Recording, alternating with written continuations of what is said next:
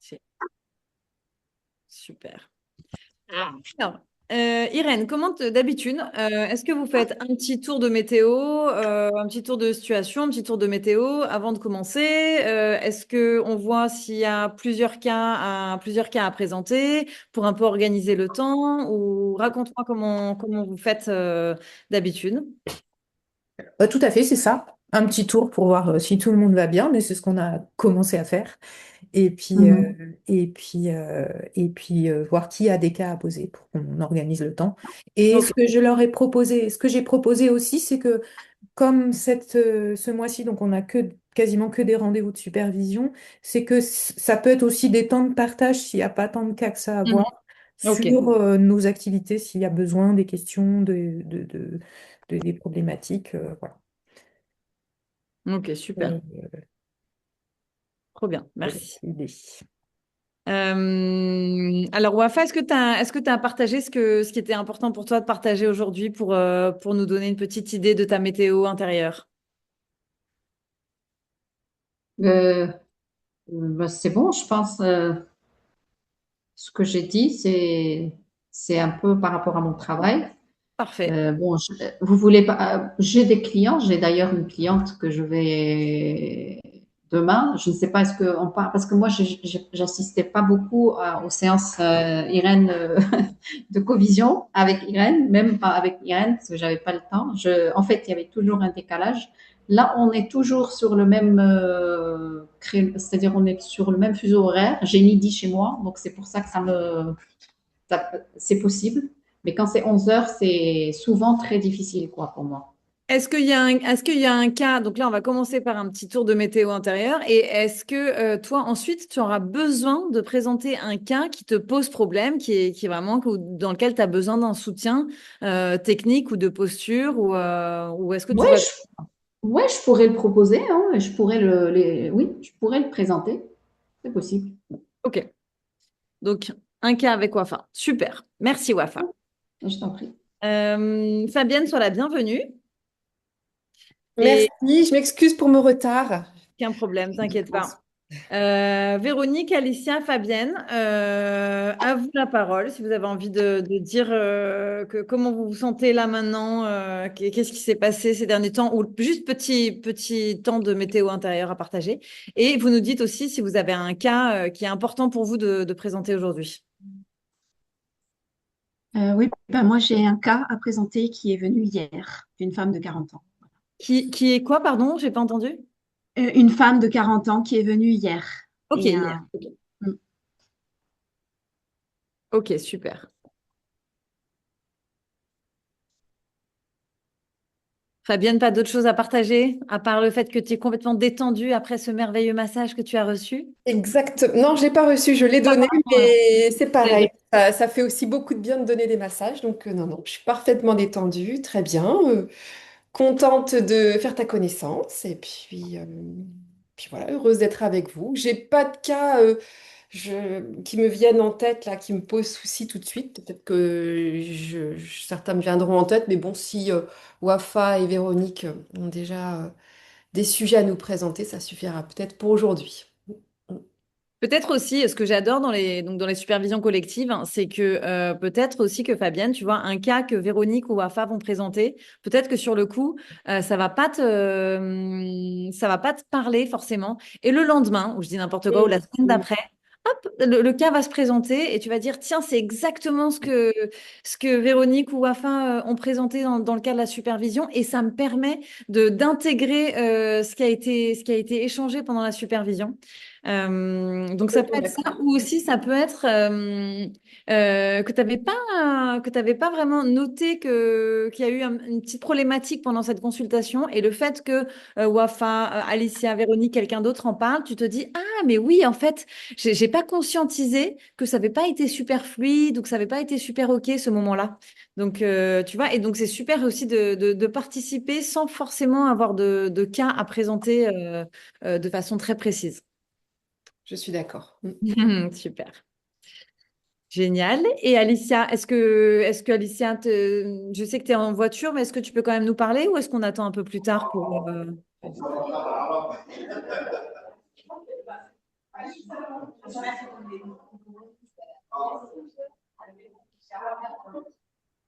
Bon, je pense qu'Alicia est en voiture, c'est pas évident pour elle. Bon, en tout cas, Alicia, tu nous entends. Quand c'est le bon moment pour toi de nous partager ta petite météo intérieure, tu seras la bienvenue. Et si tu as un cas aussi à nous présenter, ce sera le bienvenu. Donc, je vous fais juste un petit point de la façon dont j'aime bien. Je pense que pour chaque superviseur, on a notre façon de superviser. Et donc, je vais vous présenter la façon dont c'est chouette pour moi. C'est-à-dire que, donc déjà, les premiers éléments qui est précieux pour moi, c'est la confidentialité. C'est-à-dire que la personne ne doit pas être reconnue.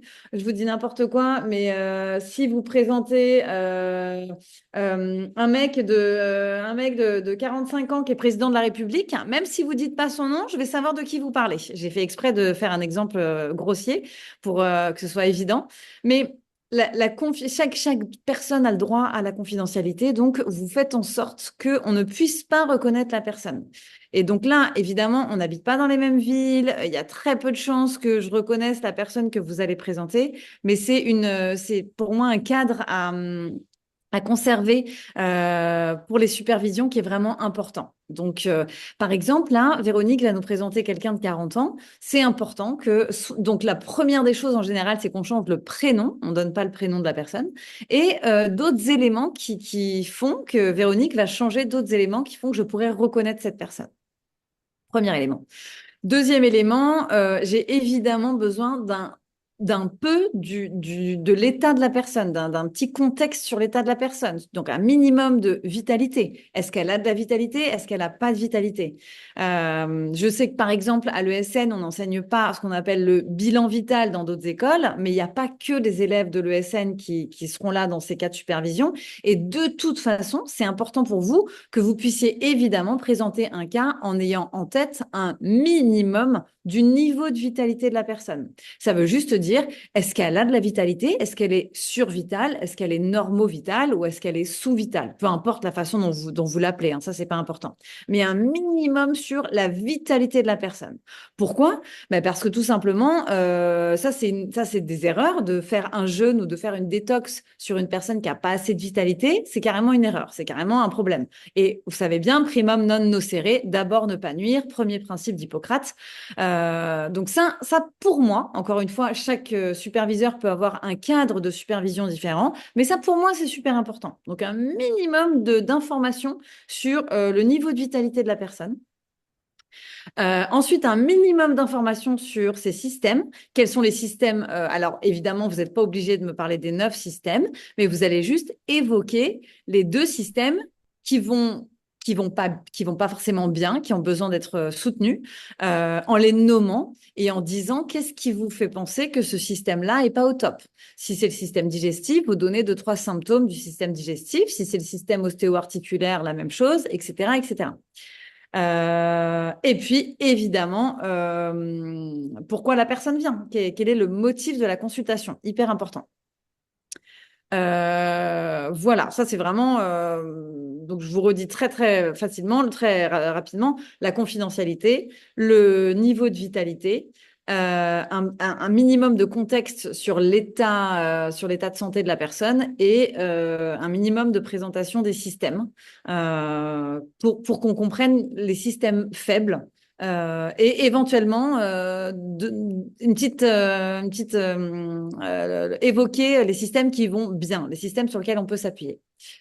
Et puis ensuite, voilà, c'est ce qui vous a posé problème, ce qui a, soit c'était c'était une première consultation et vous avez besoin d'en parler, soit pour votre posture, soit pour l'aspect technique. Donc les deux aspects sont complètement les bienvenus.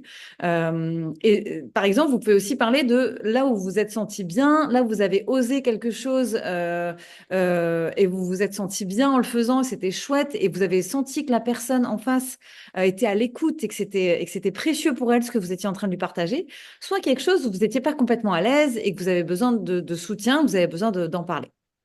Voilà. J'espère que ça vous va comme cadre de supervision.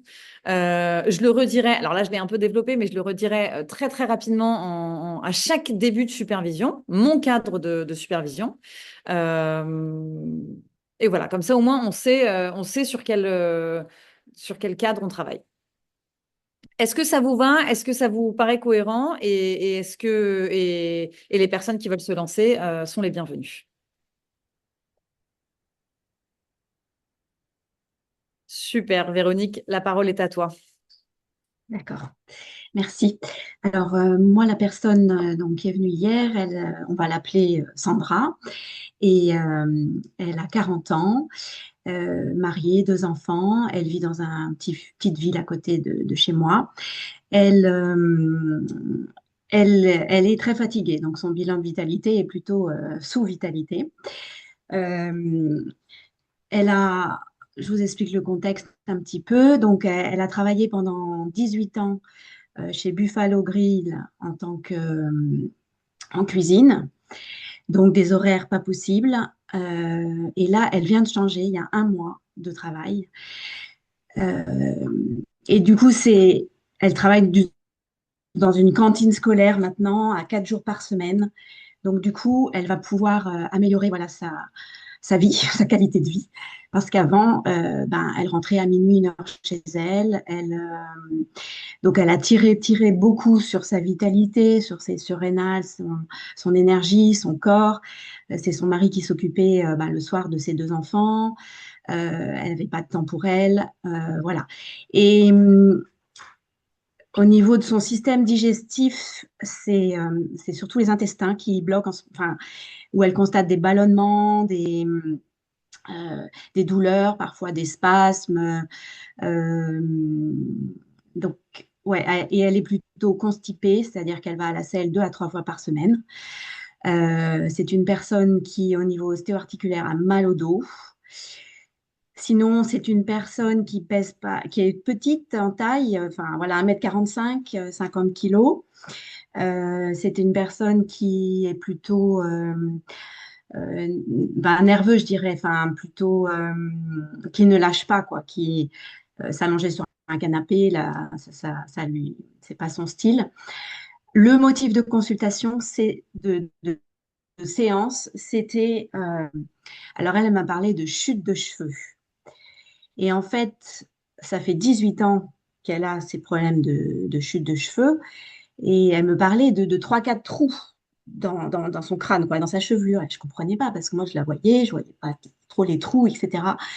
Et du coup, à la fin de l'entretien, je me suis permis de lui demander, mais est-ce que vous pourriez me montrer vos trous?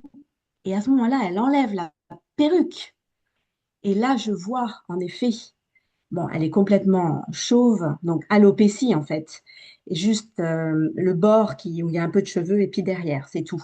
Donc là, je comprends mieux je mesure mieux son problème et enfin voilà, je me remercie d'avoir osé lui demander de voir si je pouvais voir ça, parce que sinon j'aurais pas compris, parce que je n'avais pas réalisé qu'elle avait une perruque, quoi. Et voilà, donc alors évidemment depuis 18 ans, enfin bien sûr je lui ai demandé est-ce qu'il y avait un élément déclencheur, etc. Elle a perdu sa mère quand elle avait 16 ans et son alopécie est apparue vers 21 ans. Elle, elle me dit que c'est plutôt le passage entre la fin des études et la vie active, où on sait parce qu'elle était toute seule, donc il fallait qu'elle n'a pas fait d'études en fait. Elle a arrêté le lycée, elle a fait 2 CAP plus post-bac, enfin bac pro, et après elle est tout de suite entrée dans la vie active parce qu'il fallait qu'elle gagne sa vie. Et voilà, elle me dit que c'est cette période-là, cette transition qui serait pour elle, mais pas pu creuser ou pas pu en savoir plus. En tout cas, vous imaginez que depuis 18 ans, elle est allée voir des dermatos, des docteurs, plein de personnes. Elle a essayé plein de produits, plein de compléments alimentaires et rien n'y fait. Donc, voilà. Donc, je suis un peu, enfin, voilà, je lui ai dit, je ne sais pas si je vais pouvoir vous aider, en tout cas enfin, je lui ai parlé quand même de l'hygiène de vie. Elle va se remettre au sport, elle va rééquilibrage un petit peu alimentaire. Il y a des choses à faire en tout cas pour qu'elle se sente mieux. Puis elle est très très fatiguée. Hein, sur 10, elle m'a dit 8 sur 10, alors elle dort beaucoup. Elle dort 10 heures par nuit. Elle se couche à 21 heures, se réveille à 7 heures. Et tout de suite, elle m'a aussi parlé de son sommeil, donc non réparateur. Mais il n'y a pas de problème d'endormissement, il n'y a pas de réveil nocturne. Donc, sommeil non réparateur. Alors, j'ai questionné un peu la dopamine, fait un petit questionnaire. En effet, elle aurait peut-être un déficit de dopamine, mais, euh, mais je pense que c'est l'accumulation de toutes ces années de travail intense qui ont mis les surrénales à plat et que, voilà, enfin, moi, je lui ai dit qu'il y avait de l'espoir que ça s'arrange parce que elle a retrouvé un rythme plus cohérent où elle peut voir ses enfants. Elle a le mercredi de libre, samedi, dimanche de libre. Donc, voilà, que l'activité physique, c'était important, même si elle a un travail physique, puisqu'elle est debout, elle est dans les cuisines, enfin voilà. Mais aussi prendre du temps pour elle, de choisir une activité qu'elle aime. Euh, donc, voilà un petit peu la personne et le cas. Euh, Après, ben, bien, je lui ai parlé de prendre un peu de magnésium, des oméga 3, de la vitamine D. Et elle prend juste un truc qui s'appelle Luxéol et qui est un produit, c'est une gélule par jour pour ses cheveux avec du zinc, de la prêle, il y a plusieurs minéraux, voilà. Mais je vous dis, elle a essayé plein de produits et rien n'y fait. Donc, quoi faire? Enfin, je me demande quoi faire à part améliorer son hygiène de vie, améliorer sa digestion. Voilà, je suis ouverte à vos. Je ne sais pas si vous avez déjà rencontré des cas comme ça d'alopécie quand même assez fort. Euh, voilà. Super intéressant. Merci beaucoup, Véronique, pour ce partage.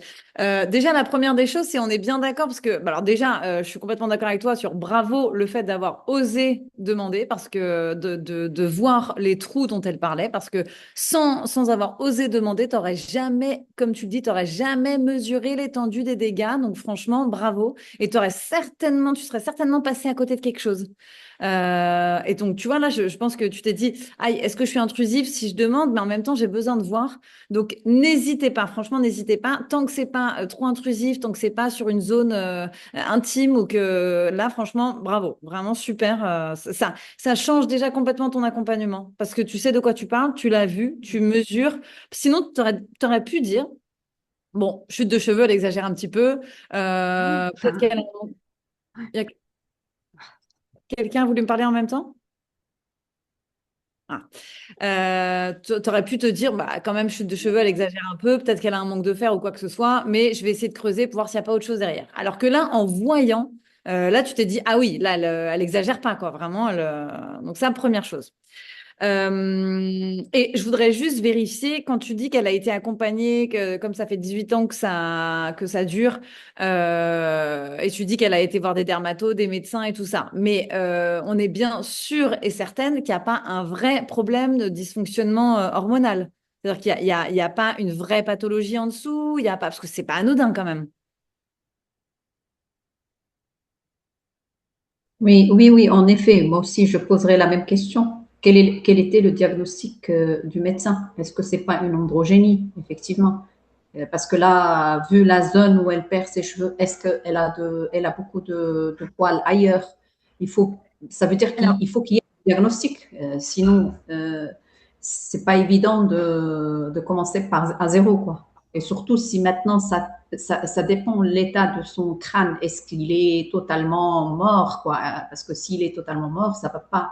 Tu peux pas lui vendre du rêve, quoi. Parce que si la peau a perdu totalement la capacité de, de, de on va dire les follicules pileux, s'ils sont encore là ou ça y est, ils sont morts, quoi. Donc, il faut vraiment la pousser pour avoir un diagnostic médical, quoi, parce que sinon, c'est pas évident tu peux remonter sa vitalité, on peut travailler sur sa fatigue, on peut travailler sur plein de choses, mais j'imagine pour la poussée des cheveux,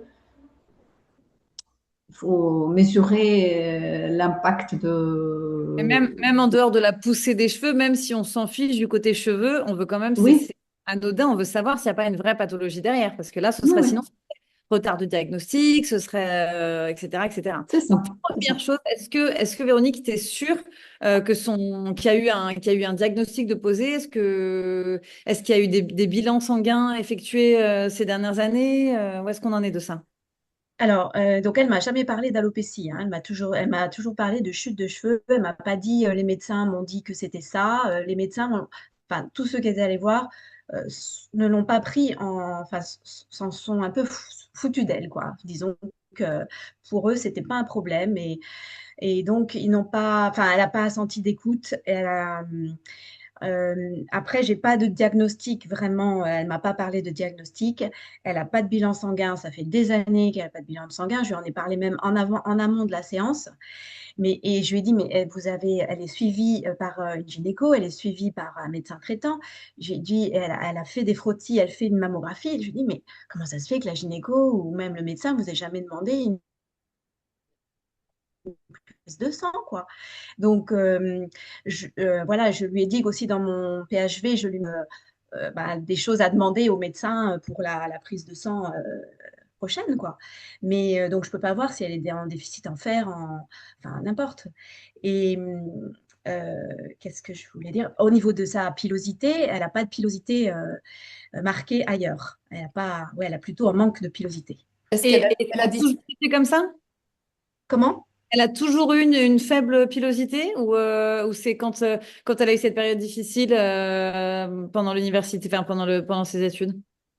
Ça, je peux pas te dire. J'ai pas posé cette question précise là. Ouais, Et au est-ce niveau qu'elle de la avait des... pilosité. Enfin, si les sourcils, elle les a, parce que c'est ce que tu pouvais voir, il n'y a pas... Oui. C'est Ouais. très intéressant de commencer, de commencer par un cas pareil, mais effectivement, aïe, aïe, aïe. Pour moi, c'est presque un cas où j'irais pas. En tout cas, si c'était moi dans mon cabinet, j'accueillerais la personne, je lui raconterais la naturopathie et blablabla et blablabla et blablabla, et je lui ferais pas payer la séance et je lui dirais, vous revenez quand vous avez des diagnostics posés, que vous avez des analyses sanguines. C'est, c'est quand même trop énorme là, si tu veux. C'est pas. Elle dit pas le mot alopécie. Toi, tu dis qu'il y a deux mèches sur son crâne. Elle porte une perruque. Ça dure depuis 18 ans. Elle a aucun diagnostic. C'est gros comme une maison, le truc. Enfin, je veux dire, Mm. c'est trop dangereux pour toi, Véronique. C'est trop, tu marches trop sur des œufs, là. Ça, c'est vraiment Ok. hyper intéressant comme premier cas de supervision ensemble. Mais pour moi, c'est un cas d'exclusion, dans un premier temps. Tant que le diagnostic médical n'est pas posé. D'accord. Même si Véronique, elle a effectivement choisi de travailler sur sa vitalité, toi, tu irais pas. Non. Parce qu'au final, il y a pas, il y a peu de risques finalement en rééquilibrant son alimentation, travaillant sur l'axe nerveux. C'est... Non, il n'y a pas peu de risques. Ça peut être un cancer. Enfin, je veux dire, il n'y a pas peu de... Exactement. Oui, moi aussi, j'allais dire la même chose. Moi, C'est vrai. j'ai pensé aussi, hein. J'ai pensé aussi, mais Il y a pas peu de Mm. risques. Il y a un risque. Et en fait, encore une fois, c'est pas notre job de s'occuper de la maladie. Nous, on s'occupe de la santé et on est excellent dans notre domaine de s'occuper de la santé. Seulement si on est en sécurité pour pratiquer notre domaine. Mais ça ne veut pas dire, enfin, je veux dire, en faisant ça, pour moi, tu crées une relation de confiance avec elle. Tu crées un truc de, attendez, madame, là, quand même, c'est un peu gros votre histoire. On va nulle part là. On pose on recommence depuis le début. On va faire les choses dans l'ordre. On a un minimum besoin d'un bilan sanguin, minimum, minimum. Et ensuite, on est rassuré, tout le monde est rassuré. Alors venez, on va faire 5 super séances ensemble et principe de réalité, je vous promets pas que vos cheveux vont remonter, mais par contre, je vous promets de vous accompagner avec tout mon cœur et toutes mes connaissances pour que au moins la vitalité aille mieux, au moins le sommeil soit plus réparateur. Et il y a plein de choses à faire. Comme tu dis, il y a eu un vide des surrénales. Il y a au moins moins, tu vois, les respirations rénales à lui proposer. Évidemment, une alimentation qui lui convient dans son contexte de vie, qui est plus adapté. La lumière, s'exposer à la lumière matinale, parce qu'évidemment, avec un vide de surrénal comme ça, tu vois, elle doit être complètement. Elle a eu des horaires difficiles pendant des années, donc il faut un minimum qu'elle revienne, au moins qu'elle reprenne de la vitamine D, qu'elle aille s'exposer à la lumière du jour le plus régulièrement possible pour que son cycle interne se remette en place. Donc tout ça, il y a plein de choses à faire, mais là, c'est trop insécurisant pour toi, pour elle, et pour, j'ai envie de dire, le monde de la naturopathie en général. Euh, de temps en temps, je fais exprès de vous faire un peu peur, mais l'exercice illégal de la médecine, ça existe pour de vrai. Et quand c'est pas l'exercice illégal de la médecine, c'est l'exercice illégal de la pharmacie. Et quand c'est pas l'exercice illégal de la pharmacie, c'est l'exercice illégal de l'ostéopathie, etc., etc. Donc, là, c'est juste pour vous faire peur. En vrai, ça n'arrive quand même très peu souvent. Mais on n'a pas envie, nous, de s'inscrire dans ce contexte. On a envie de faire un accompagnement complémentaire en montrant qu'on respecte le corps médical et là, pour moi, c'est touchy. Pour moi, et encore, c'est mon point de vue, hein. Je dis pas que tous les superviseurs, tous les formateurs auront le même point de vue. Mais tu te mets pas en sécurité pour commencer. Ok. Ça peut être un cas hyper intéressant à condition d'être en sécurité. Et là, c'est comme si, pour moi, ça me fait vraiment marrer, hein. C'est comme si l'univers, il te donnait un cas extrême dès le début. Tiens, alors, qu'est-ce que tu fais avec un cas extrême? Qu'est-ce que tu fais? Tu prends pas. Moi, ça me fait stresser. Un truc comme ça me fait stresser. Je me dis, mais non, mais attends, j'ai pas les épaules pour ça. Je me sens, je me sens une super naturopathe, mais je veux un diagnostic médical posé très clairement. Parce que sinon, ça va te retomber dessus. Hmm. Waouh! Freya, vous rigolez pas? Je pourrais intervenir, je pourrais dédramatiser. Par contre, ce que tu peux faire, Véronique, c'est vraiment la réveiller, quoi. Ça peut être ton rôle, quoi. De la pousser à aller chercher un diagnostic médical, de la pousser à aller chercher l'origine de son état, quoi. Tu peux aider, bien sûr, la vitamine D, tu peux la donner, ça, c'est à 1000%, elle est carencée, ça, c'est sûr, surtout si elle porte une perruque, donc ça veut dire qu'elle n'ose même pas se mettre au soleil, etc. Du magnésium, ça ne peut être que bénéfique pour elle, mais il faudrait vraiment la secouer un petit peu pour qu'elle se réveille. Bon, certes, c'est possible que ce soit, elle est en burn-out ou elle a quelque chose de très, très grave et que tu vas passer à côté, mais il faut quand même la secouer pour aller chercher l'origine de son problème. Moi, ça peut être aussi une piste, quoi. Mais au minimum, il te faut un bilan sanguin où tu vas voir le basique du basique, quoi. Le NFS, la ferritine, fer sérique, euh, son bilan, est-ce qu'elle est obèse, est-ce qu'elle n'est pas obèse, son bilan aussi par rapport à l'insulinorésistance. Il faut aller chercher, certainement. Elle a fatigué ses surrénales. Bon, moi, c'est un peu les axes, je travaille beaucoup avec les axes, donc elle a fatigué son axe corticotrope. Maintenant, elle se rabat sur éventuellement la thyroïde, éventuellement le pancréas, c'est-à-dire la partie métabolique. Et il faut pas oublier une chose, c'est qu'elle est la situation va encore s'aggraver parce qu'elle a la quarantaine, donc elle est en train d'aller vers la ménopause, quoi. Donc même on va dire son axe gonadotrope producteur va aussi commencer à, à piétiner et ça risque de s'aggraver. Donc il faut la secouer pour aller chercher l'origine de son problème, quoi. Qui est quand même 18 ans, c'est rien du tout, comme dit Félicie, c'est très grave, quoi, pour moi. Comment tu te sens, Véronique, avec ces retours? Comment tu te sens à l'intérieur de toi? Qu'est-ce que ça te fait d'entendre ça? Ça me... je suis un peu émue. Eh ben, c'est super. Euh, Sois émue, t'es la bienvenue avec ton émotion. T'es la très, très, très bienvenue.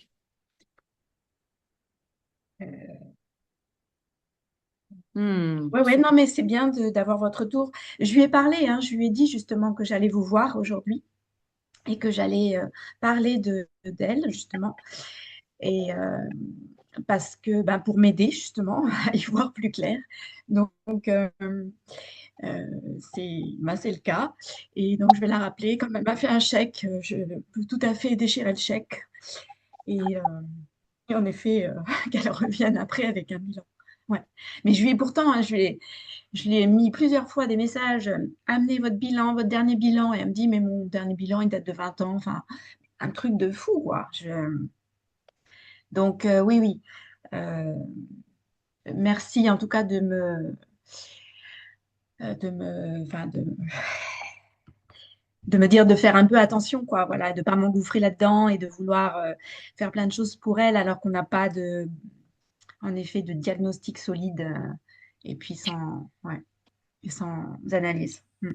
Et l'émotion, elle vient te dire quoi, là, Véronique? Elle te parle de quoi, l'émotion que là, toi, tu vis?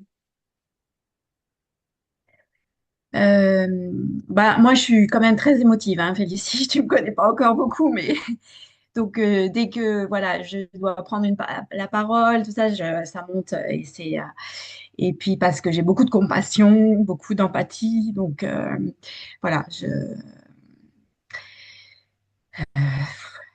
et puis que je suis là sous les feux, tout ça, ça fait que voilà, j'ai de l'émotion. Ok. Bah, en tout cas, moi, Véronique, ce que je peux te dire, c'est déjà merci beaucoup d'avoir présenté ce cas. Il y a vraiment, tu peux te féliciter encore une fois d'avoir osé demander de voir les trous, parce que je pense que si tu n'avais pas osé ça, encore une fois, tu serais certainement passé Ah complètement oui, à côté. à la problématique, complètement. Donc, bah, bravo, tu vois, et aussi, ce que tu disais tout à l'heure sur le fait que tu as insisté pour les bilans, etc. Et que peut-être qu'elle se sent suffisamment en confiance avec toi et c'est grâce à toi qu'elle va revenir dans le circuit médical. Et donc, en fait, c'est un magnifique cadeau que tu lui fais, tu vois, en ne prenant pas l'accompagnement et la prise en charge totale de ce cas-là. Mais par contre, c'est avec toi qu'elle s'est sentie en confiance pour montrer son alopécie, pour dire où est-ce qu'elle en était, pour oser dire qu'elle n'avait pas fait de bilan vital depuis 20 ans. Et ça, c'est déjà une grosse partie, tu vois, c'est un gros morceau quand même. Donc, on peut aussi voir les choses que, bah, en fait, c'est grâce à toi, grâce au non-jugement que tu as apporté, grâce à ta disponibilité, grâce à, tu vois, ta bienveillance, tu étais complètement à l'écoute, tu lui as posé de nombreuses questions. Elle s'est sentie suffisamment en confiance pour te dire la réalité de son état des lieux aujourd'hui. Et grâce à toi, elle va remettre un petit pied dans la médecine et vous allez pouvoir faire un bel accompagnement sur le long terme ensemble. Donc là, on commence avec peu de choses. En gros, on n'a pas répondu à ta demande, Véronique. On n'a pas répondu à qu'est-ce qu'on ferait à ta place. Mais par contre, on a recontextualisé la situation. Et puis, on a quand À même mon donné. avis, pardon, à mon avis, si elle retourne le chèque, ça veut dire que c'est comme si elle refuse. À mon avis, tu ne retournes pas le chèque, tu acceptes le chèque parce que le chèque, tu as fait un travail qui est ce que Félicie est en train de décrire. Parce que si tu lui rends le chèque, c'est là, vraiment, tu vas la mettre contre le mur, quoi. Tu lui dis, je rejette, je ne veux pas de ton argent parce que je ne pourrai pas t'accompagner. Alors que tu as fait un travail, moi, à mon avis, je ne sais pas, moi, je ne retournerai pas le chèque, même si j'en ai pas besoin. Euh, alors, c'est intéressant. Moi, je déchirerai pas le chèque non plus. Je le garderai, mais Oui, je garde. Ok. je l'encaisserai, mais pour la prochaine consultation. C'est-à-dire, combien de temps tu as passé avec elle là, sur cette première consultation? 2 heures. Ok. Et 2 heures, elle est repartie avec quand même des choses. Elle est repartie avec de l'alimentation, de l'exercice physique, elle est quand même repartie avec des choses. Oui, après, elle n'a rien noté parce que je lui avais dit que je lui enverrais Voilà, c'est ça une le fiche truc. conseil. Oui, mais Ouais. le temps que tu lui as consacré mérite quand même, je pense, Ah, oui, du oui, salaire. Enfin, moi, je j'y vois pas d'inconvénient là-dessus. moi non plus. Je pense que c'est Moi important. non plus. Un temps d'écoute qui peut être aussi monnayé quelque part, même si au final, tu ne lui as pas donné de solution précise. Ce temps d'écoute, il est riche pour elle de toute façon. De toute façon, dans la naturopathie, il n'y a jamais de solution précise à la première séance. Jamais. Ça, c'est. Moi, j'ai des clients que je suis depuis 1 an et demi maintenant et on n'arrive pas à une solution précise parce que ça évolue dans le temps, quoi. Mais le fait de justement lui proposer la gratuité, entre guillemets, de ce premier bilan, ça va aussi l'inciter à enclencher la démarche de faire ce bilan sanguin, de faire poser ce diagnostic et de revenir te voir. Vous avez en quelque sorte conclu un contrat grâce à cette première séance. Et je pense comme Félicie que, que tu as déclenché quelque chose. Et il faut capitaliser là-dessus. Exactement. Ouais, mais alors ce qui se passe en fait, je vois ce que vous voulez dire et en même temps soit l'accompagnement il est fait et il y a un programme d'hygiène vitale qui est partagé avec vraiment des conseils et dans ce cas-là, la prestation a été réalisée du début jusqu'à la fin. Mais c'est vrai que moi, si je refuse des clients, c'est très rapidement en début de consultation. C'est-à-dire que si la personne elle a une pathologie grave et qu'elle ne veut pas aller voir le corps médical, c'est très très rapidement en début de consultation. Je vais dire, je suis désolée, on va s'arrêter là. Je peux vous accompagner une fois que il y a un vrai diagnostic médical qui a été posé. Mais là, c'est en dehors de mon métier. Donc là, toi, tu as fait la consultation. Donc effectivement, il faut que tu sois payé de ça, mais il faut que la prestation était commencée et finie. Or, pour que la prestation soit finie, il faut qu'elle reparte avec un programme d'hygiène vitale. Mais le programme d'hygiène vitale, il peut tout à fait être minimaliste. On Il peut être voyait après. avec de l'alimentation, de l'exercice physique, de la lumière, tu vois, de l'exposition à la lumière. Et surtout, la partie la plus importante du programme d'hygiène vitale, c'est le fait de absolument avoir un bilan sanguin et d'avoir un diagnostic de posé. Tu vois, en fait, c'est ça la grosse partie du programme d'hygiène vitale, c'est ça, pour moi. Ok, super. Véronique, merci beaucoup de ce partage. Évidemment, on serait ravis d'avoir la suite des épisodes. Donc, bravo pour le lien de confiance que tu as créé avec cette personne. C'est ça que j'en tire. C'est ça le plus beau que je trouve de ce que tu as raconté. Merci pour ce cas. Et voilà, c'est toujours intéressant ça montre bien à quel point c'est toujours intéressant de partager comme ça ce qui s'active pendant une séance. Super. Merci. Merci à vous. Merci à Merci toi. beaucoup. Alors, qui d'autre voudrait nous parler encore une fois, soit de posture, soit d'un cas, soit de questions d'organisation, de statut,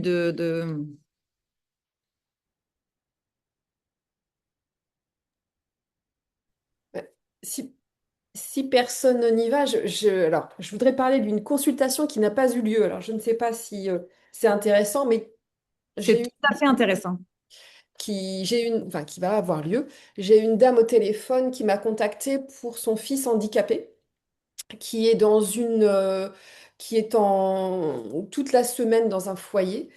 Il a un syndrome de Sotos et alors, je suis allée voir un petit peu ce que c'était. Il y a eu un problème au niveau de la grossesse. L'enfant a eu une souffrance fétale et ils apparentent ça aussi à une forme d'autisme. Et ce jeune a 28 ans maintenant et dans ce foyer, eh bien, il refuse d'aller aux toilettes. Donc, il est extrêmement constipé. Donc, quand il sent qu'il est constipé, eh bien, il refuse de s'alimenter et tout va bien chez lui le week-end.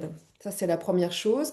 Et deuxième chose, il ne parvient pas à trouver le sommeil. Enfin, disons que si, il s'endort, mais il a énormément de réveils nocturnes où il est obligé de se lever et il va, elle m'a dit, embêter ses voisins dans les autres chambres, etc. Donc elle souhaiterait ben, que je puisse l'aider à retrouver du calme, à mieux dormir, à être moins constipé. Alors bon là, je ne vois pas trop comment faire puisque c'est vraiment lui qui est dans la retenue. Bon. Et alors moi, ce qui m'inquiétait au premier abord, c'était les traitements de ce jeune. Donc il est sous Atarax sur le temps où il est dans le foyer et le week-end, il ne prend rien. Mais au niveau du foyer, les responsables s'inquiètent, en font part aux parents, c'est qu'il devient un peu ingérable parce il gêne tout le monde en fait. Donc voilà, elle m'a demandé est-ce que je pourrais voir ce jeune et puis pour trouver des solutions naturelles parce qu'elle ne tient absolument pas à 28 ans qu'il soit médicamenté de manière importante. Donc voilà, j'ai accepté de la rencontrer. Mais bon, ça me pose question. Je n'ai jamais eu ce genre de cas. D'habitude, je reçois des femmes, hein. C'est un petit peu quand même aussi mon orientation en naturopathie. Mais un peu comme Véronique, enfin, je me sentais alors, pas le devoir, mais en tout cas l'envie d'aider cette maman et puis ce jeune adulte. Voilà, donc cette consultation aura lieu non, dans 15 jours. Et c'est vrai que je suis un petit peu anxieuse, surtout que ce jeune ne s'exprime pas, ne parle pas. Par contre, il entend très bien ce qu'on lui dit et comprend ce qu'on lui dit, mais il est très mutique face aux inconnus. Donc, je ne sais pas comment je vais aborder cette consultation. Je ne sais pas si on peut en parler, si vous avez des conseils à me donner. Voilà. Alors, déjà, le syndrome de Sotos, c'est SOTOS? Comment ça s'écrit? Oui, c'est ça. Mm. Ok. Et comment tu t'es sentie quand elle t'a dit ce syndrome de Sotos que tu connaissais pas? Comment tu t'es sentie à l'intérieur? Quelle était ta posture? Alors, quel que soit le syndrome, finalement, quel que soit le nom que l'on mettait dessus, ça ne me dérangeait pas. Moi, j'ai un passé d'enseignante où j'ai eu affaire à des enfants autistes. Donc, l'autisme, enfin, je ne me fait pas plus peur que ça. Ce syndrome-là en particulier, bon, il semblerait qu'il y ait au niveau physique des stigmates, en fait, au niveau de la mâchoire, des pieds, des mains. Donc, bon, voilà, mais c'est pas tellement ça qui m'a gênée, c'est le fait de ne pas pouvoir entrer en interaction vraiment avec lui. C'est vrai que ça me soucie un petit peu. Et puis aussi, est-ce que je vais être capable de leur apporter des réponses, de l'aide? Parce que c'est quand même quelqu'un qui, voilà, qui a une anxiété très très forte, mais qui est liée aussi à sa pathologie. Donc, est-ce que nous, avec nos moyens naturels, on a la capacité d'agir là-dessus? J'ai l'impression que ça me paraît trop important, tu vois, ces symptômes pour que je puisse avoir beaucoup d'efficacité, entre guillemets. Ok. Mais ma question, c'était vraiment dans ta posture, comment tu t'es sentie quand on a parlé de ce syndrome que tu connaissais pas? Est-ce que ça t'a mis en insécurité? Est-ce que tu t'es dit, ah, pas de problème, je vais aller regarder ce que c'est que ce syndrome? Oui, non, je suis allée voir après, sur le coup, voilà, Pour le coup, j'ai pas demandé ça t'a plus rien de fait dans ton détails. corps? Non, Ok, bah, super non. intéressant. Super, parfait. Ok.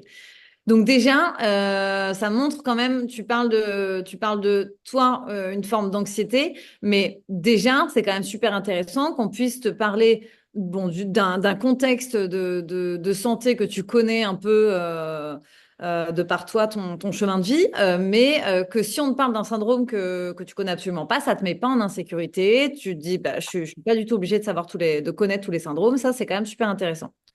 Donc là, déjà, première chose, euh, il y a une demande d'être accompagné pour de l'anxiété finalement, hein, et toi, tout de suite, tu montres que bah, finalement, malgré un terrain euh, d'un peu d'anxiété, quand on te met en difficulté, pas de problème. Tu as suffisamment confiance en toi, tu as suffisamment de force et la capacité de pouvoir traverser ça. Donc ça, moi, ça me dit tout de suite que tu es capable. Quand tu vois que tu as les capacités. L'univers t'envoie ça et c'est pas pour rien. Donc, intéressant.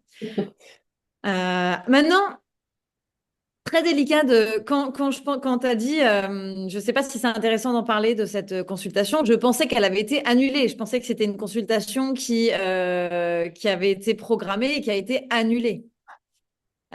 Parce qu'en fait, là, on peut pas savoir. On peut pas savoir quelle va être ta difficulté. On peut pas savoir. Tu peux pas faire une consultation avant d'avoir vu la personne. Tu sais pas quel lien tu vas avoir avec la personne. Tu peux pas anticiper. On fait pas de l'antisymptomatique en naturopathie.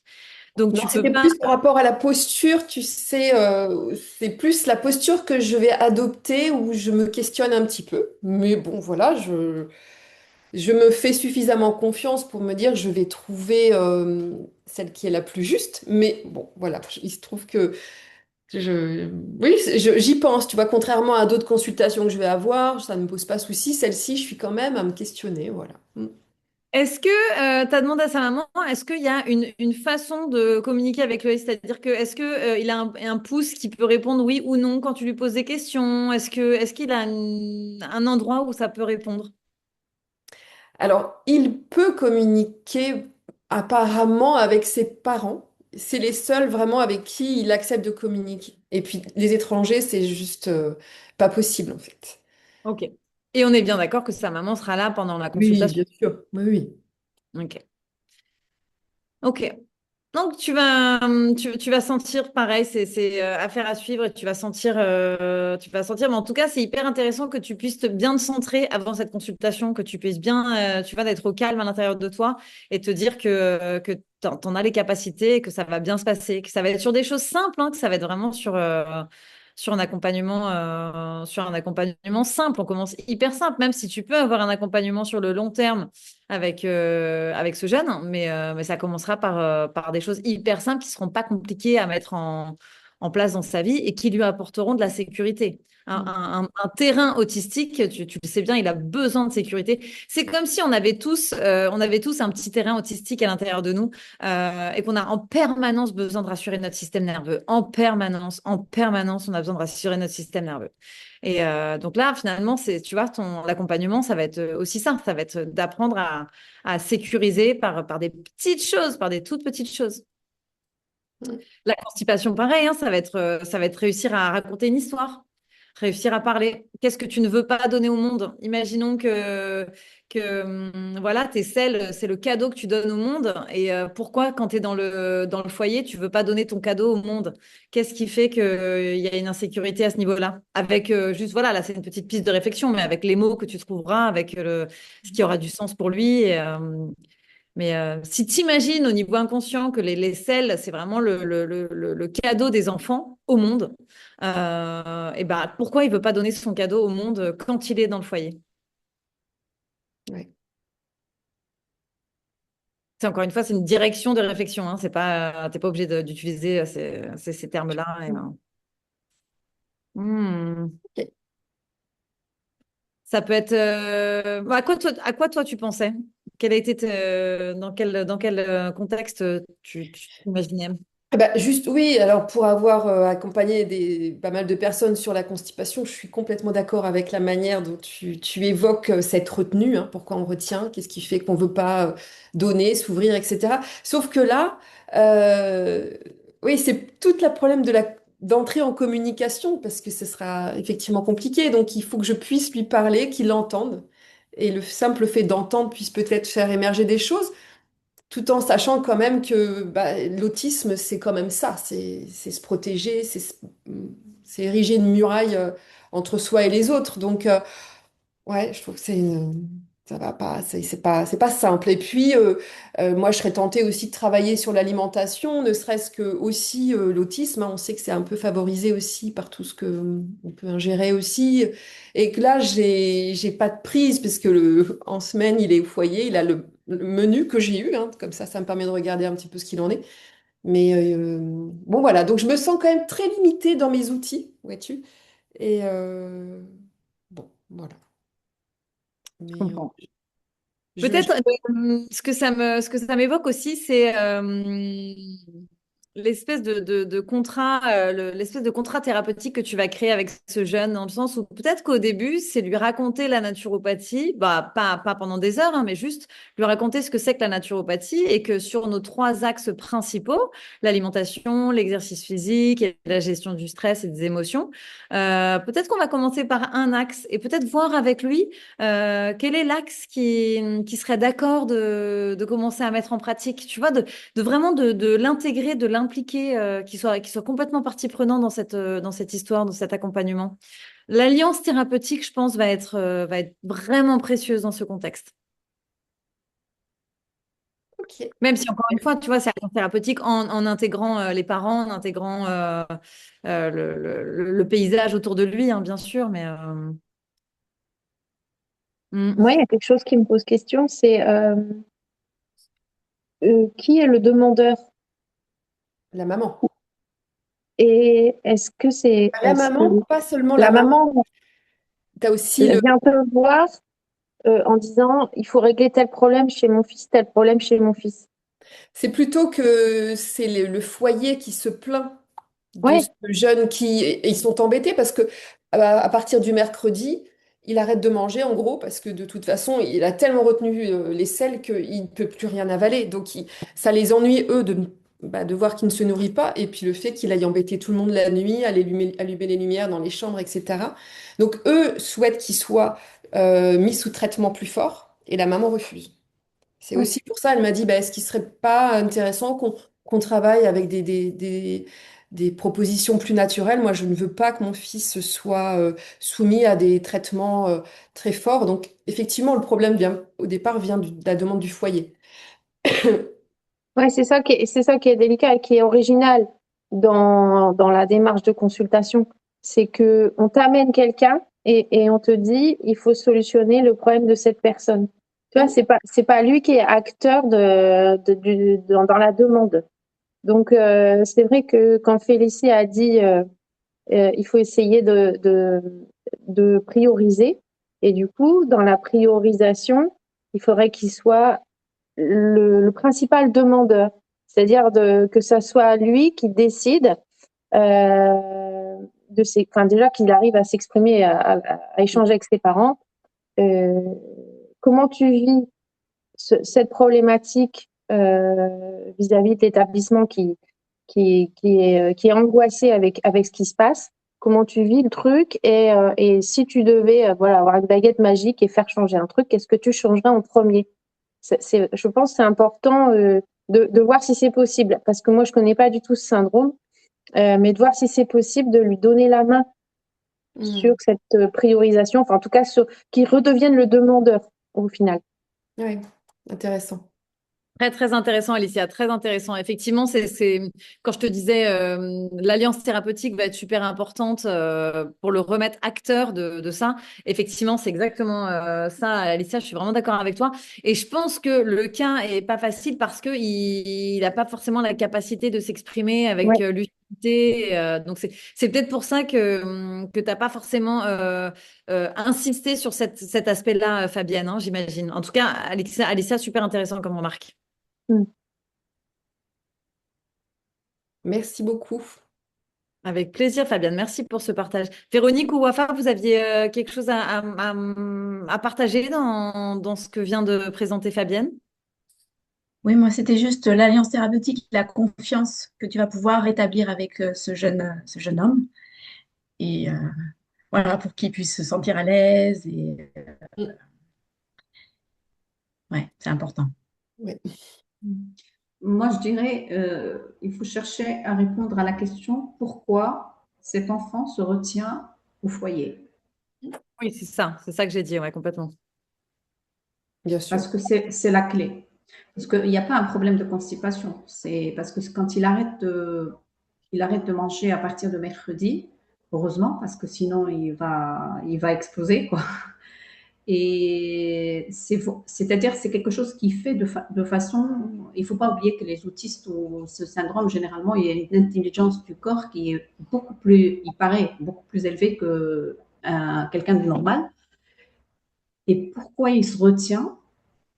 Est-ce qu'il ne veut plus rester dans ce foyer? Et ça, c'est une question éventuellement à. Si sa maman, si ses parents veulent pas le doper avec des médicaments euh, plus fort pour qu'il reste dans un foyer, c'est-à-dire dans une société que lui, il n'aime pas. D'ailleurs, il ne s'exprime pas. Ça veut dire qu'il n'est pas en sécurité, il ne se sent pas en sécurité. Il ne veut même pas euh, sortir quelque chose qui est mal pour lui. Il ne veut pas le faire là-bas. C'est-à-dire il est vraiment, ce garçon est vraiment très mal là où il est. Ouais, ouais. Et à mon avis, ça, c'est quelque chose qu'il faudrait éventuellement creuser avec la maman pour voir jusqu'où tu vas aller. Parce que alimentation, oui, on peut dire aujourd'hui, la recherche scientifique, si tu veux travailler sur l'alimentation, bah c'est l'alimentation cétogène, quoi. C'est ce qui va avec la santé mentale. L'autisme, c'est l'alimentation presque zéro glucides. C'est ça c'est les études scientifiques, les dernières, ils vont dans ce sens-là. C'est-à-dire l'insulinorésistance, elle est plus importante chez ces gens-là que chez des gens normaux. Mais tu n'as pas la main. Il est dans un foyer. Euh, C'est-à-dire, c'est très délicat, quoi. Il faut voir jusqu'où les parents peuvent aller. Est-ce qu'ils sont capables de recevoir leur enfant chez eux? Est-ce que éventuellement la maman va sacrifier éventuellement son travail prendre soin de son gamin jusqu'à ce qu'il... Parce qu'il y a pas mal d'autistes qui deviennent autonomes, hein, mais c'est un gros sacrifice des parents. Mais tu crois pas, Wafa, qu'à partir du moment où on aura trouvé un accompagnement qui permette à sa sécurité intérieure de s'améliorer, qui sera en capacité de mieux s'adapter à l'environnement. Avant d'imaginer le changer de place, c'est voir quelle marge de manœuvre on a à améliorer sa sécurité intérieure. Et du coup, Non, moi, peut-être que sa relation avec l'environnement s'améliorera. oui, mais c'est quelque chose de très grave de se retenir dans un endroit. C'est-à-dire vraiment, tu n'aimes pas cet endroit. Oui, mais en fait, en tant qu'autiste, à partir du moment où il n'est pas chez lui, il va être en insécurité. Donc, je partage assez le point de vue d'Alicia de travailler avant tout, de comprendre qu'est-ce qu'il met particulièrement en insécurité dans ce foyer, parce qu'il risque de retrouver cette même situation un peu dans tous les foyers et dans tous les endroits chez lui. C'est un autre, il a un profil autistique, donc si c'est pas chez lui, il sera pas en sécurité. Donc je suis assez d'accord avec toi, Alicia, sur voilà le fait d'aller et tu l'avais évoqué tout à fait, Wafa, hein, c'est vraiment d'aller comprendre ce qui dans ce foyer le met en insécurité. Est-ce que c'est le bruit? Alors, dans ce cas-là, ça pourrait être mettre un casque. Est-ce que c'est une personne en particulier? Est-ce que c'est une chambre en particulier? Est-ce qu'il La y a propreté, ça peut être la propreté de l'endroit, ça peut être. de la propreté de l'endroit? Tout à fait, exactement. Mais il y a quelque chose à creuser là-dessus. Ouais, tout à fait. Parce que j'ai connu une collègue, moi, dont la fille était en internat et elle se retenait toute la semaine, alors, sans syndrome autistique. Elle se retenait de la grosse commission toute la semaine. Donc, tu vois, il faut creuser. Il faut creuser. C'est certainement lié à un TOC ou j'en sais rien, mais il faut comprendre. Mm. Oui, et c'est souvent, c'est les parents qui poussent leurs enfants, notamment les jeunes filles. Les filles sont plus exposées à cette situation. Ne fais pas caca dehors, ne fais pas caca dehors. Ça commence comme ça en étant jeune ça s'incruste. Et après, ben oui, oui, c'est un blocage systématique parce qu'il a été imprégné son épigénétique depuis qu'elle a ouvert les yeux. Bien sûr, c'est une espèce de pensée limitante qu'on vient Voilà. mettre conscient et ouais, tout à fait. Donc très intéressant. Mm. Euh, Ça, je pense que tu vois, c'est vraiment, Fabienne, un grand apport, c'est une grande aide que tu peux transmettre. Mm. C'est le fait d'aller questionner sur le rapport à la sécurité dans ce lieu-là. Sans forcément évoquer de changer la situation, de changer le foyer parce que bon, j'imagine que c'est pas évident de trouver un foyer. J'imagine que si la maman a une vraie réflexion autour de pas trop médicamenter son enfant. Je suis sûre qu'elle a essayé de trouver le foyer qui lui paraissait le mieux dans l'environnement géographique dans lequel ils étaient. Donc, sans Mm. parler de ça, mais d'essayer de trouver des solutions aussi tu vois, je pense au livre aussi de Le charme discret de l'intestin de Julia Sanders. Peut-être que tu peux proposer ça en lecture à la maman pour qu'elle puisse trouver des mots faciles, pédagogiques, des schémas pour parler des selles et pour parler du système digestif à son enfant, comme si on l'imaginait avec un jeu et voilà, pour montrer que c'est quand même important d'aller à la selle tous les jours. En tout cas, il y a quelque chose à creuser sur le lien entre l'insécurité et cette régularité du système digestif. Ouais. Merci à toutes, c'est très, très intéressant. Merci à toi, Fabienne, d'avoir présenté ce cas. Trop bien. Et on attend la suite des aventures, bien Oui, sûr. bien sûr. Mm. Hmm. Ok. D'autres choses à partager? Je sais pas, je suis en train de réfléchir. Est-ce que parce que bon, le cas que j'ai, c'est pas très. Bon, quand j'ai entendu les cas qui ont été partagés, c'est des cas très compliqués, quoi. Mais celui que j'ai, bon, c'est une jeune femme, c'est à peu près standard, quoi. Je sais pas, est-ce qu'on a le temps ou c'est bon? On a le temps et si c'est important pour Ok, toi, il n'y a pas de standard ou pas standard. Il y a ce ok, ok. qui est important pour Euh, toi de partager et comment tu peux te sentir soutenu là-dedans. Donc, ok, aucun. ok. En fait, c'est une femme de 26 ans que je suis depuis à peu près le mois de novembre 2024, quoi. Depuis novembre 2024. Ben, en fait, elle venait d'accoucher. Elle avait 1 an. Elle venait d'arrêter son allaitement. Elle a 2 enfants. Elle a 26 ans. Elle vit à la campagne, c'est-à-dire c'est une femme c'est une fermière, ça on peut dire. Elle s'occupe de sa ferme avec son mari. Et là, elle m'a sollicité il y a une semaine. Je l'ai vue lundi dernier. Elle est très fatiguée. Elle a un syndrome. En fait, le matin, elle n'arrive pas à attraper avec ses mains. Elle dit qu'elle sent que c'est pas une rigidité, mais c'est une douleur mixée à une rigidité. Elle se sent très fatiguée. Elle ne dort pas bien depuis un moment. Elle me dit à peu près depuis le mois de janvier.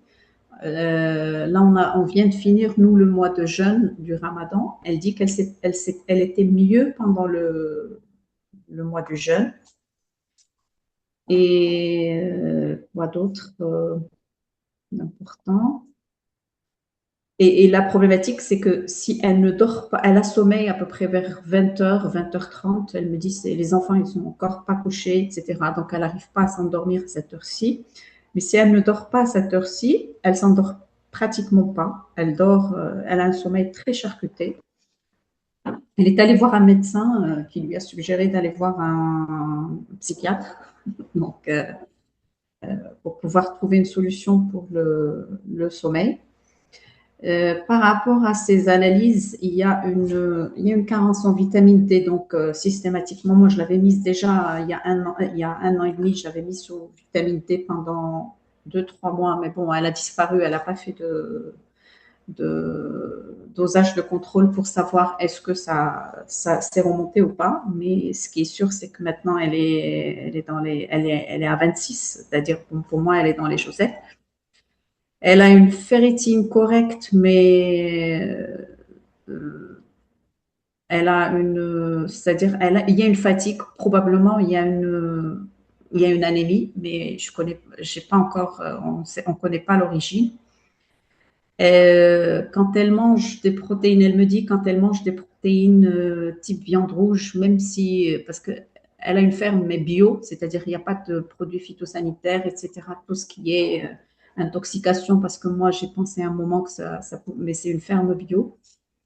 Quand elle mange de la viande rouge, elle a mal au niveau, elle a plus de douleurs articulaires. Donc j'ai un peu pensé à un excès d'acide urique. Donc, je lui dis d'aller faire son bilan, on va dire un bilan hépatique et un bilan rénal.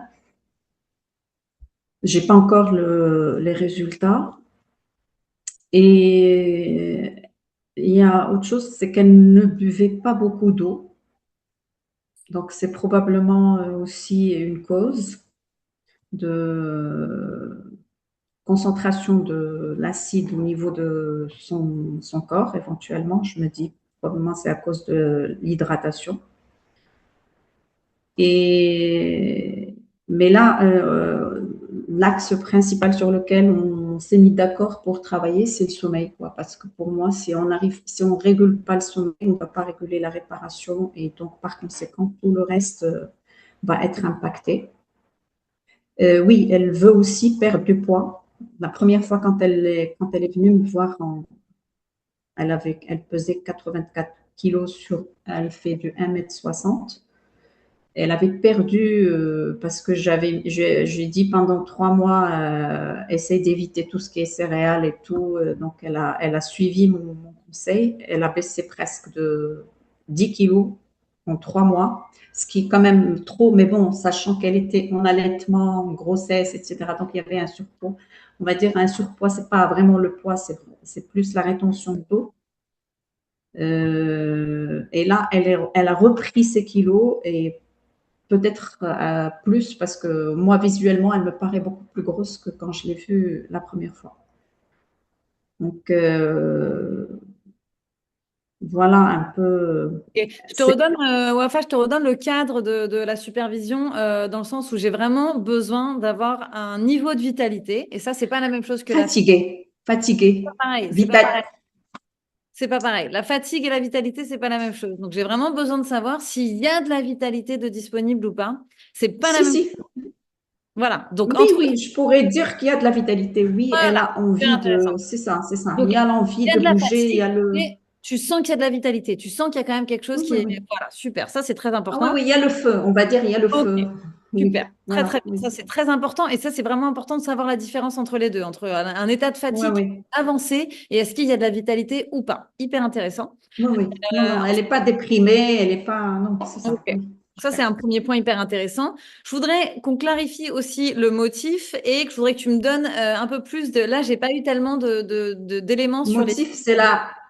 Motif, c'est la perte de poids, c'est Ok, ces douleurs matinales ok. et Le c'est le sommeil. sommeil. En fait, il y Ok. en a trois, mais moi, on s'est mis d'accord pour travailler sur le sommeil en priorité. Ok, d'accord. Donc ça, j'avais bien compris. Donc en fait, il y avait trois motifs. Vraiment, elle venait te voir pour trois motifs et vous vous êtes bien mis d'accord pour cette fois-ci vraiment travailler sur le sommeil. C'est ce qui t'a paru le plus Ouais, important. Ok, super. ouais. Et raconte-moi un tout petit peu vraiment rapidement sur les systèmes pour que vous preniez bien l'habitude de présenter les cas comme ça avec un ou deux Oui, systèmes qui vont pas et un ou deux systèmes qui vont bien sur lesquels on peut se poser.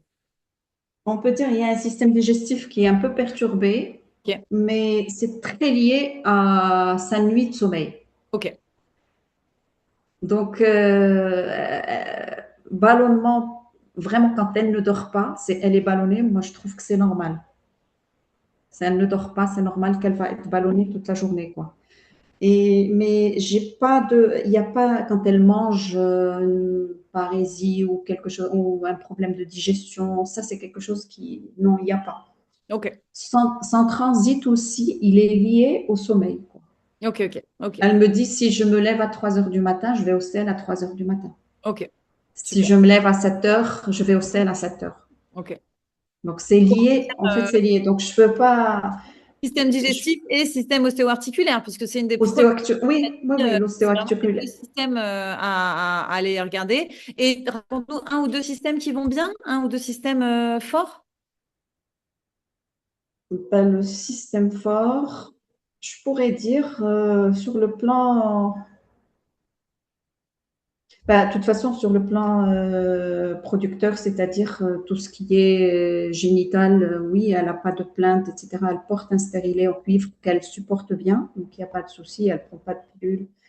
Donc, Et elle n'a pas les de SPM, elle n'a pas de SPM trop important. Non, pas de SPM. Non, non, non, non, pas de SPM du tout, Donc même là, pas des c'est bien douleurs au niveau du sein. C'est-à-dire sur le plan hormonal, oestrogène, etc., pour moi, c'est assez équilibré. ça, c'est super. Au niveau Ouais, ostéo-articulaire, au niveau gynéco-urinaire et au niveau hormonal, c'est deux systèmes qui sont forts sur lesquels on peut se reposer. ouais, C'est des informations précieuses. Super intéressant. Parce que ouais, tu as quand même parlé du surpoids, tu as quand même parlé de machin. Donc déjà, on peut écarter le trouble hormonal. Première chose, tu ouais, dis, elle n'a pas de SPM. Ça, c'est vraiment, elle est jeune, elle a 26 ans et elle n'a pas de SPM. Elle a ouais, pas de grossesse, elle s'est bien remise de ses grossesses. Peut-être il y a une anémie ou pas, ça, on ne sait pas encore. Mais en tout cas, là, système hormonal et système gynéco-urinaire et ce sont des systèmes forts. Super intéressant. Ça, c'est déjà super. OK. J'aime beaucoup ce que tu as tout de suite dit, auquel tu as pensé l'eau. Parce que là, on est toutes évidemment d'accord qu'on est sur un terrain inflammatoire. Et même sur un oui, terrain inflammatoire, il n'y a pas de SPM. Donc, c'est quand même, ça montre ce que tu disais, qu'il y a de la vitalité, hein. C'est impossible qu'elle soit aussi fatiguée, que ce soit un terrain aussi inflammatoire et qu'il n'y ait pas de SPM. Ça montre qu'il y a de la vitalité. Ça veut dire il y a forcément il y a de la vitalité qui est là. Le métabolisme se régule quand même comme il peut. Euh, oui, oui, il s'adapte comme il peut, il exactement. s'adapte comme il peut. Donc, il y a vraiment des choses Mm. intéressantes. Et j'aime beaucoup, tout de suite, tu as parlé de l'eau.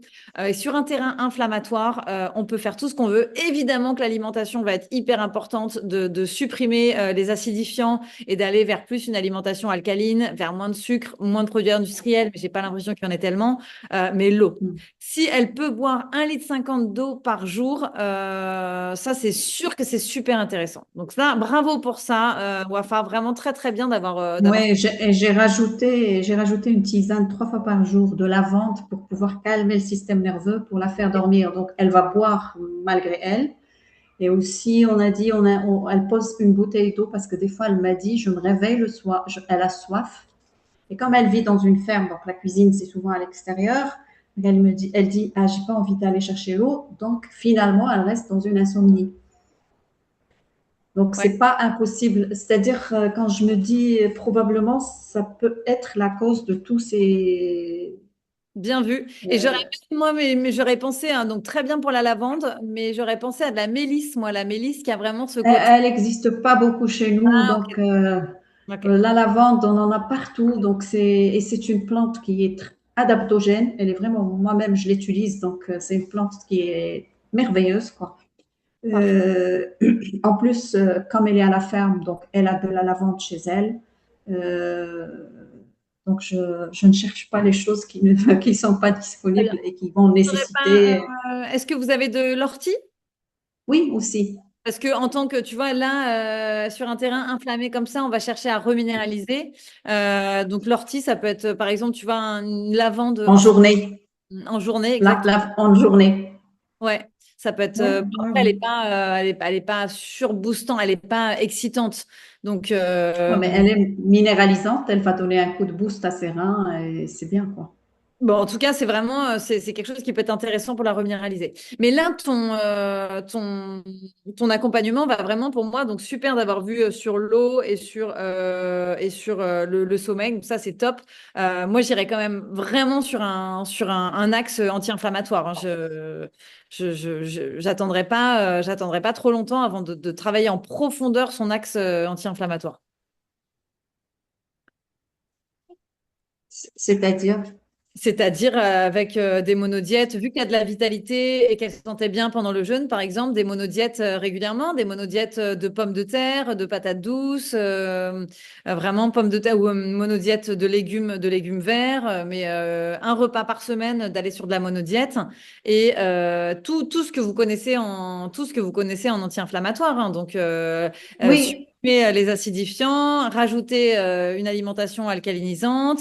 Bon, être dehors, là, j'imagine qu'elle, elle est quand même dehors si elle s'occupe d'une non, elle ferme, est dehors. elle est dehors. Mm. Mais travailler un peu sa respiration, effectivement la qualité du sommeil comme tu le fais, mais prendre en considération vraiment le côté inflammé.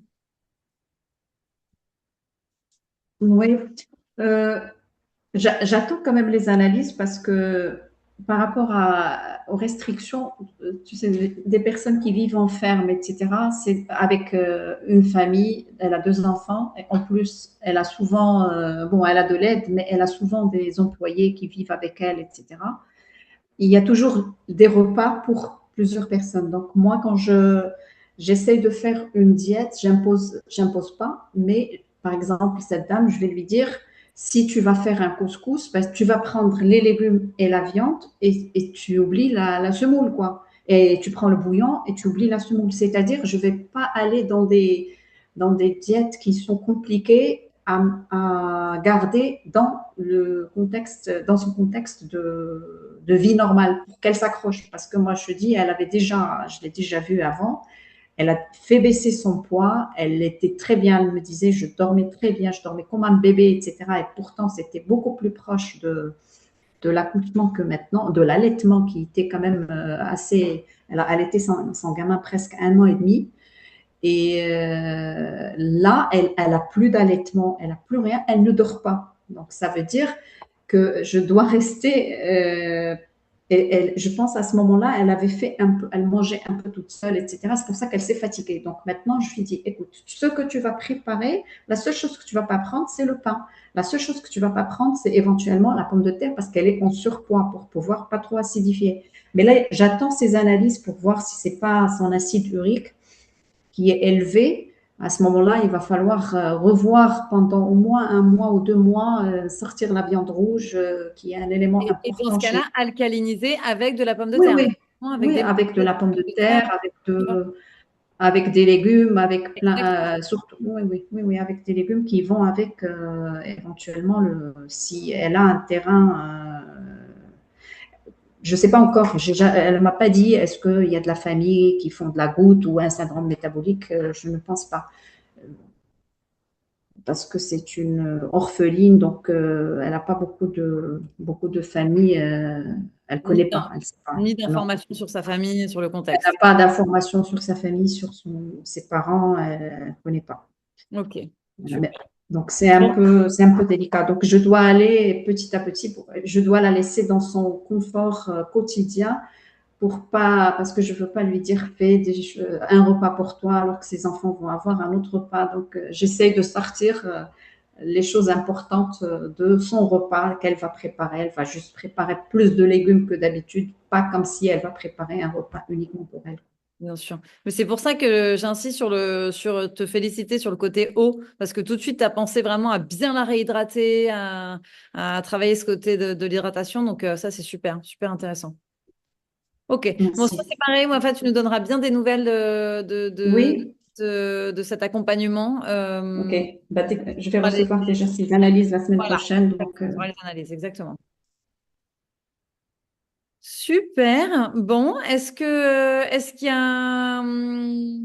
ça vous va si on fait un petit tour, on refait une petite météo intérieure en évoquant comment c'était pour vous cette première supervision ensemble, et comment vous vous sentez vraiment météo intérieure, comment vous vous sentez après 1 heure et demie passée ensemble où on essaye l'idée c'est vraiment venir soutenir votre pratique et travailler en collectif. Comment vous vous sentez là maintenant avec ça?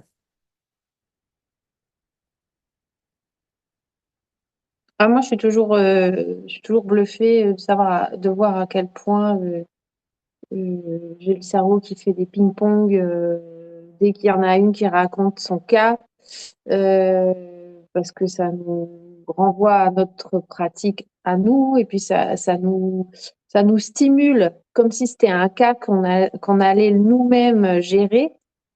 Donc ça, c'est super chouette. Et puis vraiment, tu nous aides à nous recentrer sur l'essentiel. Et ça, comme moi, j'ai un peu la pensée en parapluie, je pars un peu vite sur 1000 pistes. Voilà, se recentrer sur l'essentiel, c'est une discipline à avoir, même quand on a pratiqué depuis un moment. Je te remercie pour ça. Merci beaucoup pour ce partage. Super, super.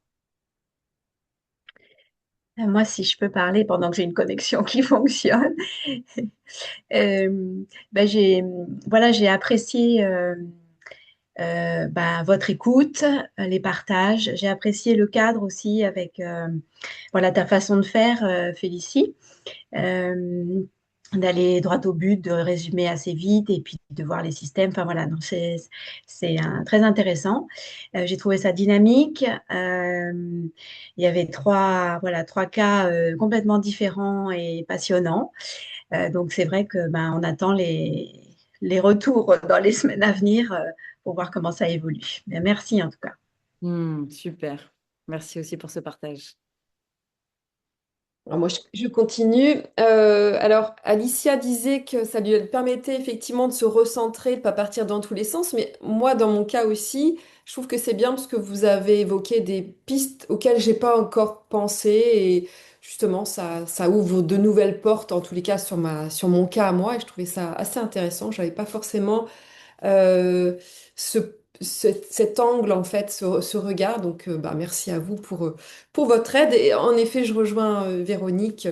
J'aime bien ton approche et je l'utilise peut-être pas suffisamment sur les systèmes. Bon, les systèmes qui sont défaillants, évidemment, on arrive toujours à les analyser et à les repérer. Les systèmes sur lesquels on peut s'appuyer, j'ai tendance un peu à les mettre de côté, à les ignorer, à même pas y penser au final. Donc, merci pour ça. C'était un petit rappel sur comment mener une consultation naturo et c'était bienvenu. Ah, super.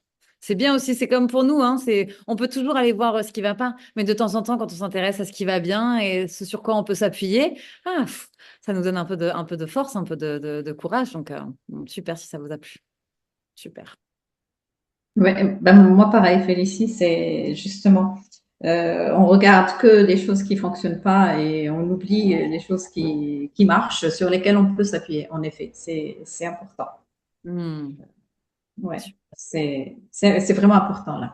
Ouais, hein. Merci beaucoup. Surtout dans le cas que tu as présenté, Wafa, c'était vraiment chouette, tu vois, de pouvoir s'appuyer sur là deux systèmes qui fonctionnaient bien, qui étaient importants pour le cas que tu nous as présenté. Donc, Ouais. c'était une belle Non, application. mais si la différence entre vitalité et fatigue, Ouais. effectivement, oui, en effet, c'est différent, quoi. C'est quand on a affaire à une personne qui n'a pas de vitalité, c'est différent que même si elle a ouais, c'est important.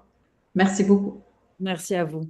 Super. Et ben, écoutez, moi, j'étais ravie de passer cette première heure de supervision avec vous. C'était super. Merci pour vos questions, d'avoir participé, d'avoir ramené vos cas. C'est génial. C'est top. On a un métier absolument merveilleux, mais là, quand c'est fait comme ça, qu'avec des collègues, c'est vraiment génial. J'adore. Coucou Irène.